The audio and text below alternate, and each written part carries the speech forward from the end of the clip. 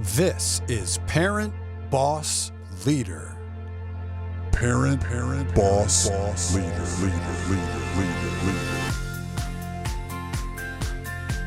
And here's your host.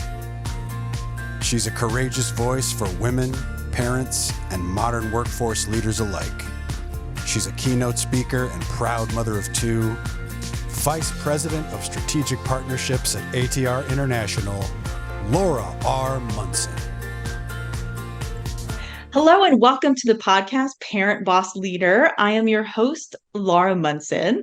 It's an interactive podcast where I interview leaders across industries about really cool topics.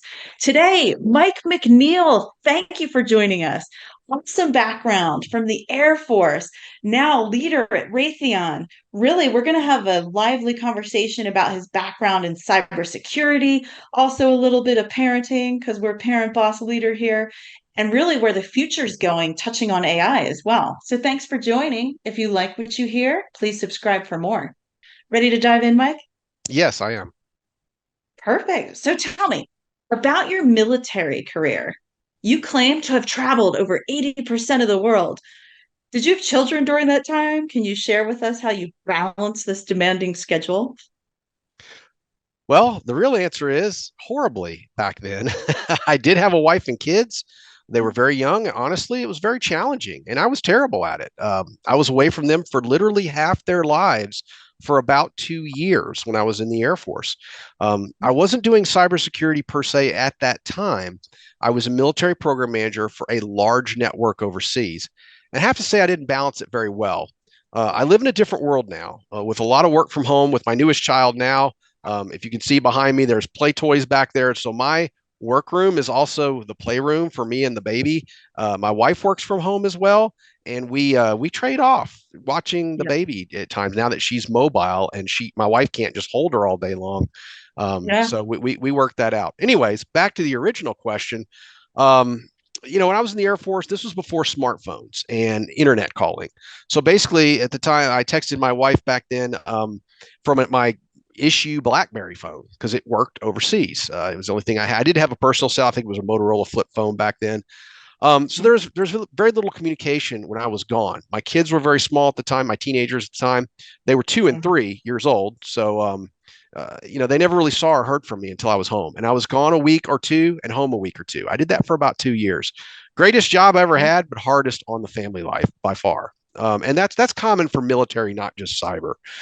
So if this were in today's time frame and I were doing that sort of thing, traveling a lot, I would be using a lot of internet calling, FaceTime videos, that sort of thing to improve my home work life balance. For all the evils of social media, and there are many, the one thing that it is good for is communicating from around the world. We see that now with like movements going on around the world where their countries are suppressing, like China, Middle Eastern countries. They don't let things get out, but people with Twitter or on their own cell phone and internet connection can live film, and cause massive movements around the world.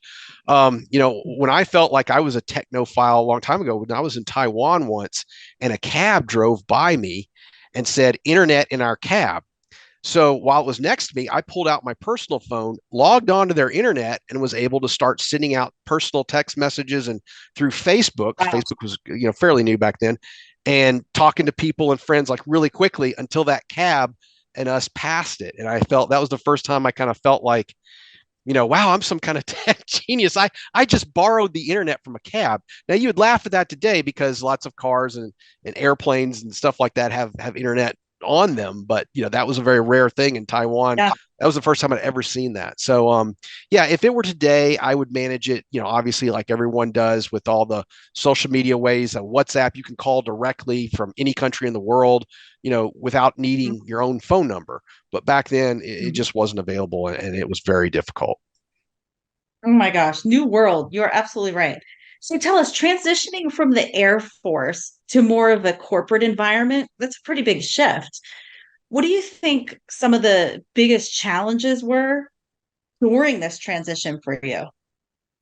Well, first off, my TAP program was phenomenal, and TAP stands for Transition Assistance Program, and it's a requirement for all people getting out of the military. I'm glad they do it. I just happened to have a really good one. I thought I actually went through it twice, and then when I went through the second time, I was like, man, the first time was so good. But I think had they not had that, I would have been lost with my transition to corporate world. Um, so for anyone that's unfamiliar with TAP, they send you there for a week. So you get a week before, that's all day long. You're in a classroom, and the military brings in all these different people from corporate, from obviously military stuff on how to transition out and take care of your finances and all that. They literally talk to you about life, how to interview, how to how to write a resume. They started talking about LinkedIn. That was a thing back then, and that military people could get it for free, the premium for free for a year, which I did. They tell you how to dress, how to, like I said, all that, how to apply for disability for the VA. To keep it brief, it was probably the best thing I ever did in my professional career. Down the road, LinkedIn became one of the biggest tools that I used to get hired within the cybersecurity community. I was actually hired for at least 2 jobs, sight unseen, right off of LinkedIn. They reached out to me. We started talking over team chat. Then that led to a phone call, which was the interview right there. And I got 6-figure salary jobs just off of people scouring LinkedIn and finding me out of the blue. So it's a powerful tool. So, to answer your question, I just kind of followed what they told me in the TAP class.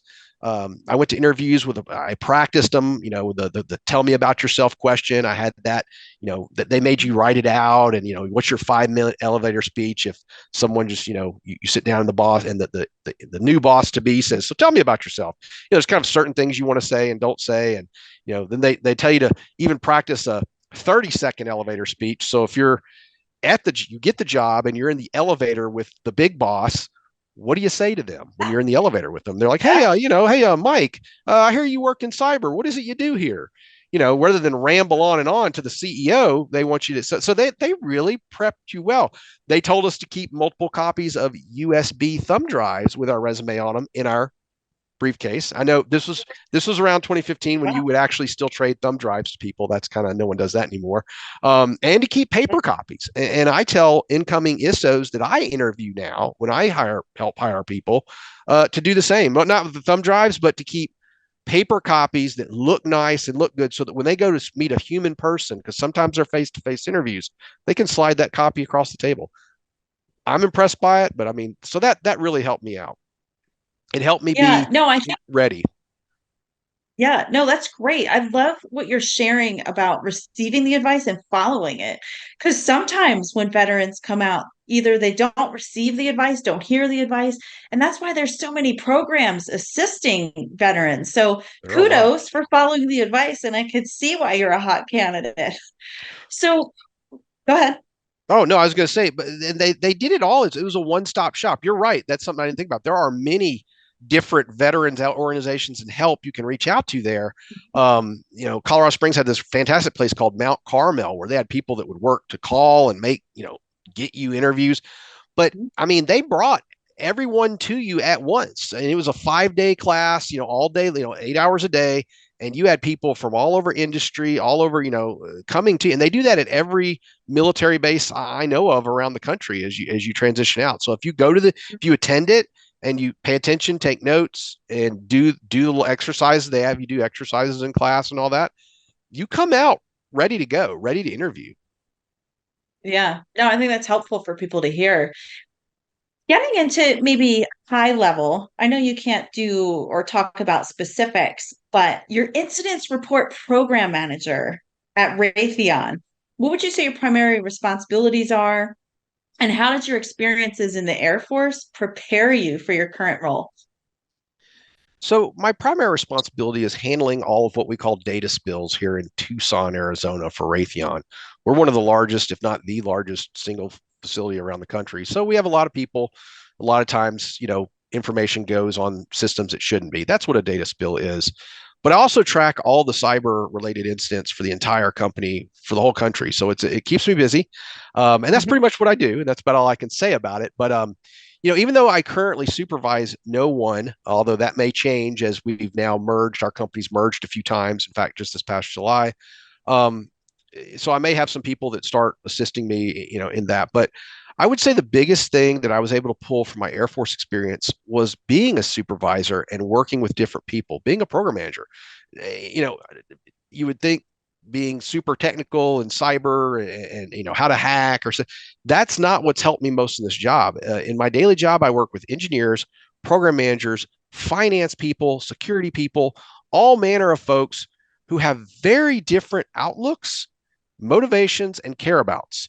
If you're dealing with a program manager like I used to be, they just want the cyber guy to fix the cyber thing. The engineers just want to get back to work. The production line needs to keep going. So speed is of the essence. And, to some people, cybersecurity is still that magic, voodoo word. So you're dealing with all different sorts of people and you're dealing with engineers who may know a lot about cybersecurity. Hey, have you thought about doing this? Have you thought about, so when I was a program manager, it was very similar. So even though it's not considered a program management job, I would say that's exactly what I do. Each incident is no different from managing a major program or project, just with a much shortened timeline. The incident starts, we got to gather all the people. Everyone has roles. I kind of manage their roles until it ends with a report to the government that says, this is what happened. This is how we fixed it. This is how we're not going to do it again. And I deal with completely different groups of people almost every time. Yeah, I bet. Cybersecurity in and of itself, it is becoming so important, even as the world continues. Wondering, what do you think, in your perspective, seeing it firsthand, why is it so important? And how can companies really position themselves for success in response to the threats? Well, until about 3 to 5 years ago, and that's just a rough figure, I would say cybersecurity was secret wizardry, witchcraft that only a relatively few knew about. Even our government. When I became a contractor in 2015, I pulled up our national security strategy. That is a singular document. It's only a few pages long, signed by the president every couple of years. When every new president comes in, they have a national security strategy. It says how the entire United States is going to secure our country. So when I came in, I was a cyber person to my military bosses now. And I pulled up the one from Obama, and it was mentioned. Cybersecurity was mentioned. I want to say that was like 2011. It was mentioned about 3 times in the document. Wow. The next one that came out was under Obama as well. It was mentioned 16 times. The next one, when Trump came in, his first year in office in 2016, 32 mentions of cybersecurity. Wow. So, and then after that, it just it keeps going up. So Biden's put a new one out. It's about the same, some 36, 38 mentions of cybersecurity. But now at the presidential level, they're doing executive orders on cybersecurity, executive orders on artificial intelligence. A new one just came out last week. Yeah. So, now you have the president talking about cybersecurity, AI, and releasing executive orders and directives. It's a huge, huge shift in just the last few years. In my military background, the reason I'm in cybersecurity right now is because in 2012, when I was a program manager, I knew very little, to nothing about real cybersecurity. I had one person on my team. I led about a 50-person team. That was when I was traveling around the country or the world all the time.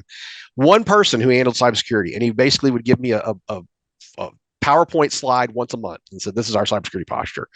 Then I had the Pentagon. Then we went to this new thing called Risk Management Framework in 2012. And we had the Pentagon came down on me. I suddenly started getting a call from the chief engineer at the Pentagon, like for all the Pentagon, for all the military, not just for the the Air Force, but for the whole DoD. Yeah. They're calling me, little program manager, on secure phones saying, "Hey, we've been around the country too. We visited some of your sites, and your cybersecurity posture, is not good. You need to fix it now." So what did I do? I hired over 2 years, 8 more people. My cybersecurity team went from a part-time contractor to 8 full-time individuals in 2 years. I had money as a government program manager back then, and that's what I used a lot of it for. So I started to realize that, this might be something interesting. This might be a good job field to get into when I get out, because it seems to be growing. And I wasn't the only one that had to answer, and do a lot of cyber stuff back then. So, that's why I got into it. I think companies, to answer the second part of your question, how they can posture themselves in response to all the cyber threats. The bottom line is that they have to follow the regulations that the government puts out. And there's regulations that the military and DoD contractors, like the company I work for, has to follow. But there's also now governmental regulations for the civilian companies, companies like Walmart or Nabisco, who makes Nabisco that makes nachos or whatever. There are cyber guidelines that our government has put out for them to follow. And there are cyber institutions that have popped up that are state and private run. I know in Colorado Springs, there's the Cybersecurity Center that is a conglomeration between the Colorado State and the private organizations, and they basically come in and help you cyber secure your business. And they charge a fee, but it's kind of like cyber insurance. If you get hacked, they come in and fix it. Wow. So, anyways, that's one thing, and Colorado's one. There's many of them now, so that is one resource they can use. Yeah, it's very fascinating. What do you think? So, making the jump between corporate cybersecurity protection, government, what advice would you give to, say, the individual in a general sense? You and me, personal life. How can people really protect themselves from threats? So, personal cybersecurity is going to be very different from company or government, right? You and me at home, it's very different. At home, you likely don't have a team of people going through your firewall logs, your internet, logs. Yep. You don't run Splunk, Nessus, or Metasploit, which are like cybersecurity tools on your home network. I know friends who do, but most 99.999% of people don't, right? You're not checking your bank transactions 24/7. There are things you can do. I personally, knock on wood, never had my Facebook or other social media accounts hacked or impersonated. And I'm seeing that happen all the time now. Most of you can make strong passwords. And I know you hear that all the time, but I still know people that use 1, 2, 3, 4, 5 and password is their password. And the dark web, all the hackers, they follow the list of 30 most used passwords.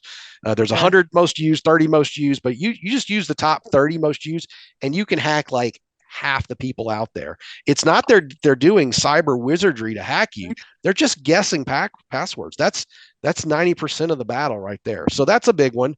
You could also set all your social media to your strictest privacy settings.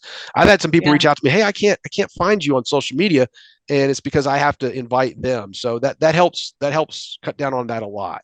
My best advice, this may sound weird, use credit cards instead of your bank cards for everything.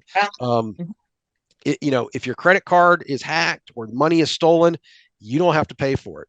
That's not really a cyber thing, but it's just more of a life thing. If your bank is hacked and they drain $1,000 or 10,000, if you got that much in your bank account, you're likely never getting that back. So I try and never use my personal PIN card other than take cash out of an ATM now and then. And that way also I know in my bank. So I even pay most of my bills.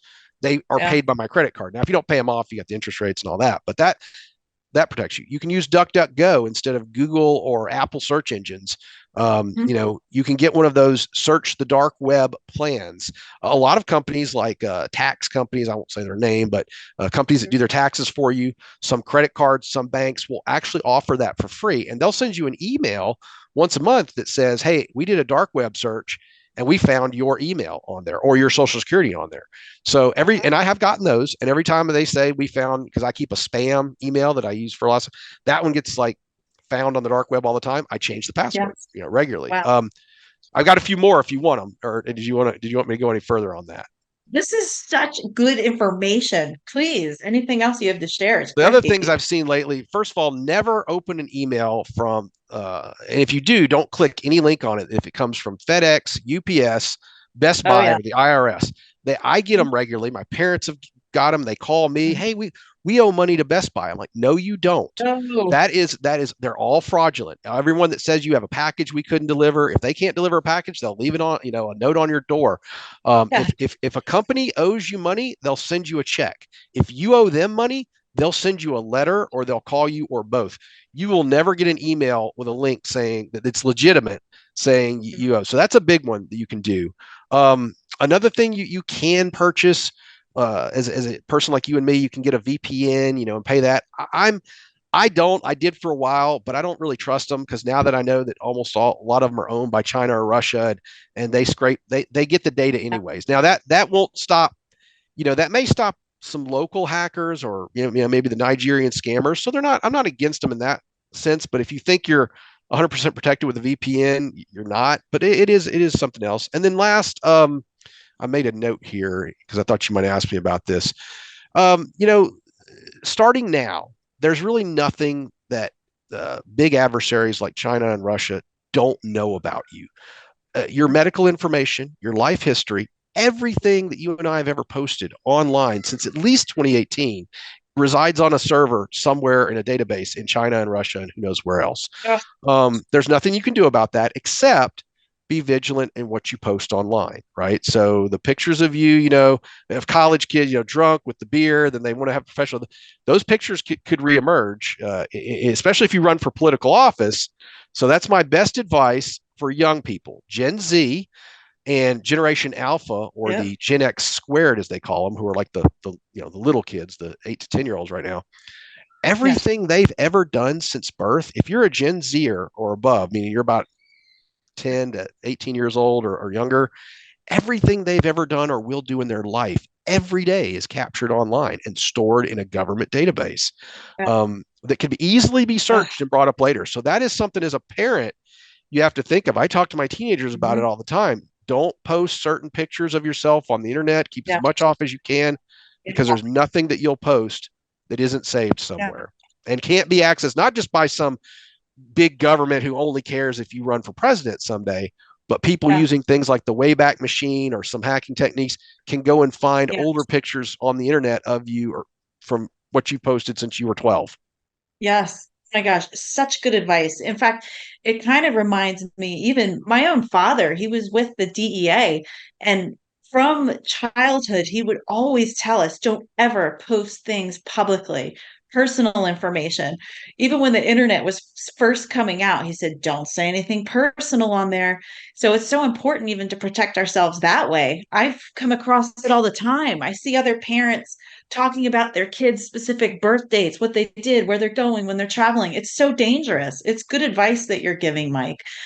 I wanted to ask another question. This is perhaps the most interesting question that I'll ask, and I'm afraid it might be a terrifying answer, but let's see. Looking forward, where do you see the field of cybersecurity heading in the next few years? What innovations or changes should we prepare for? Well, in my opinion, it's three things: AI, AI, and AI, artificial intelligence. Now, I personally have been a huge detractor of AI for a while now. Basically, by detractor, meaning I've been saying for years it's not real. It's fake. It has been since about 2015. When I became a cyber contractor, and even when I was in the military in around 2014 before I got out, it's been thrown around as a buzzword for far too long by companies trying to get your money and getting the government's money, saying our new router 5000, our firewall 5500 uses the latest AI and machine learning techniques. But AI and machine learning weren't really a thing.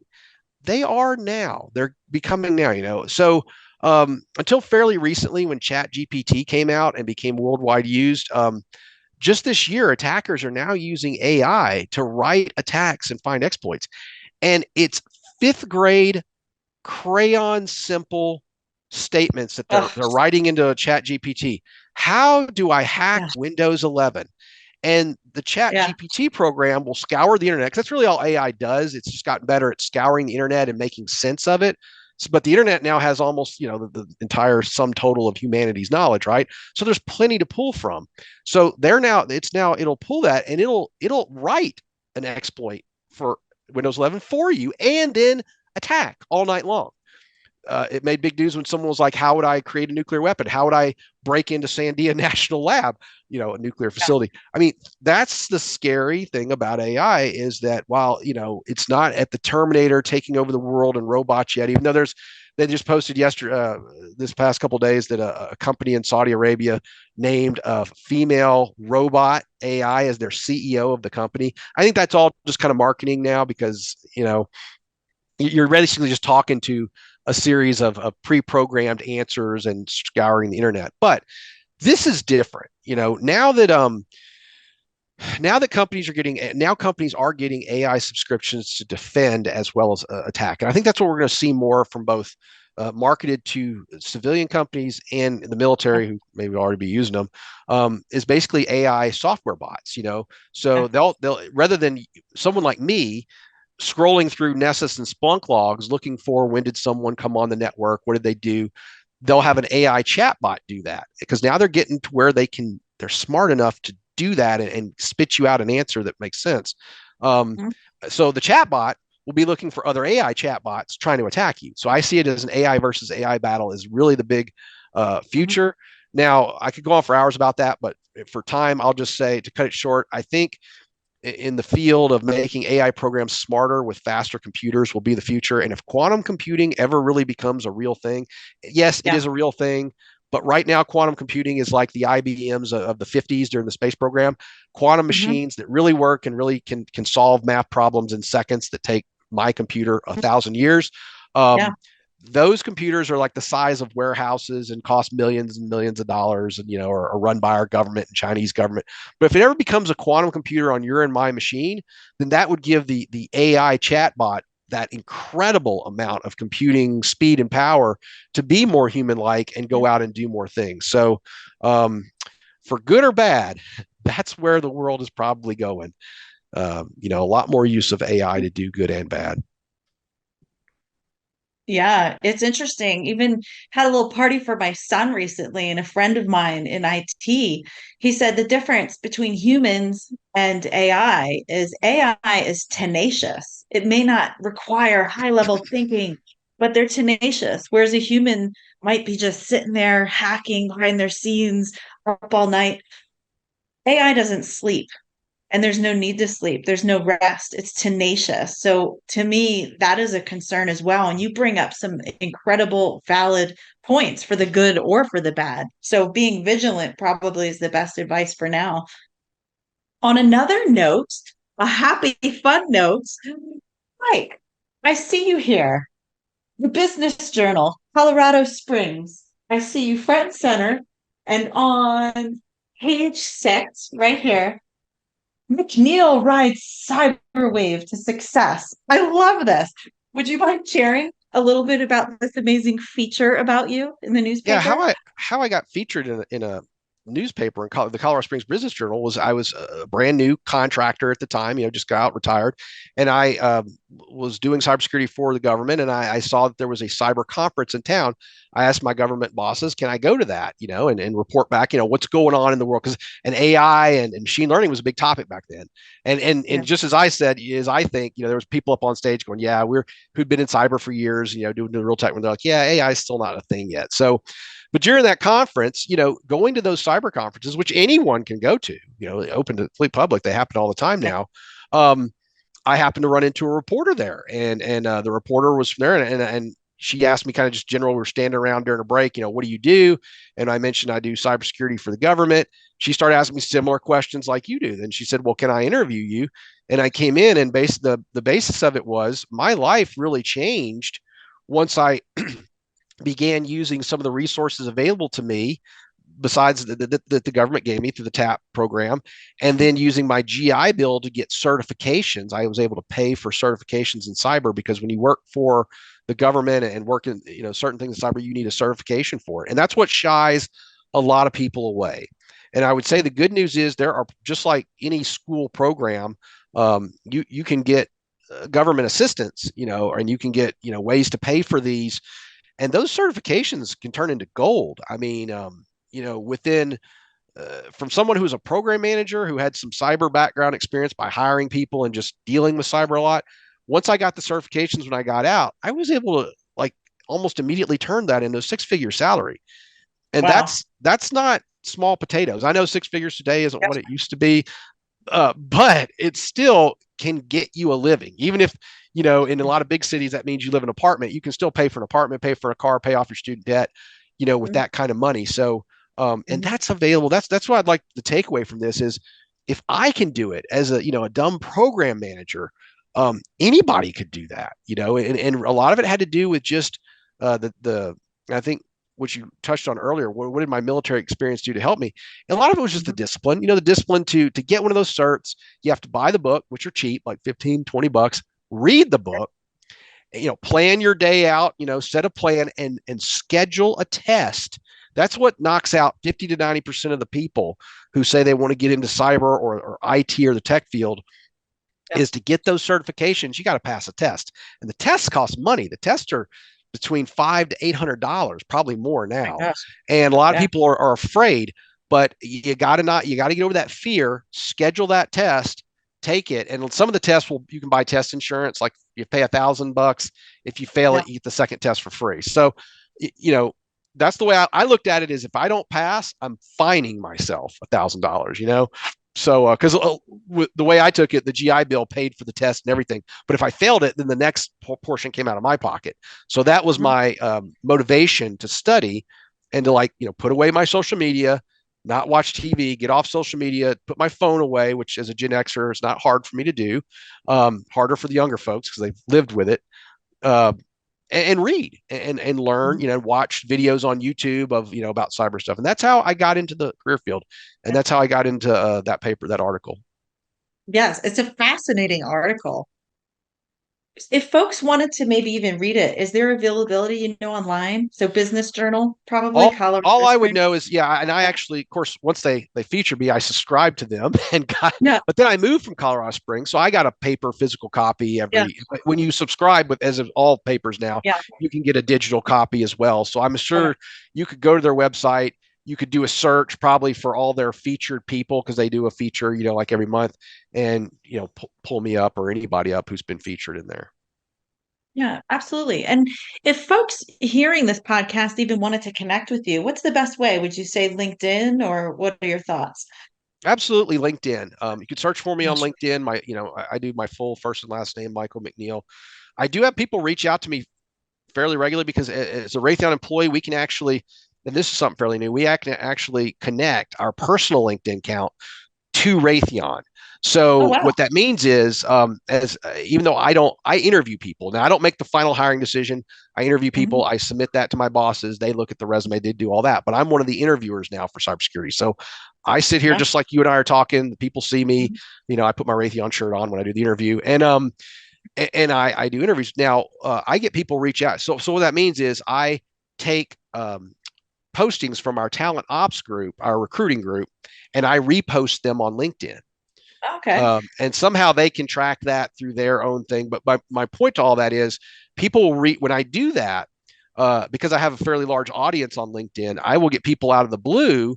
I will pop up in when people start interested in cybersecurity. I'm one of the people. I mean, not like one of the top people, but I may Yeah. pop up in their feed as someone you may know, Yeah. on LinkedIn, just like the social media algorithms. They try and match people of similar things together.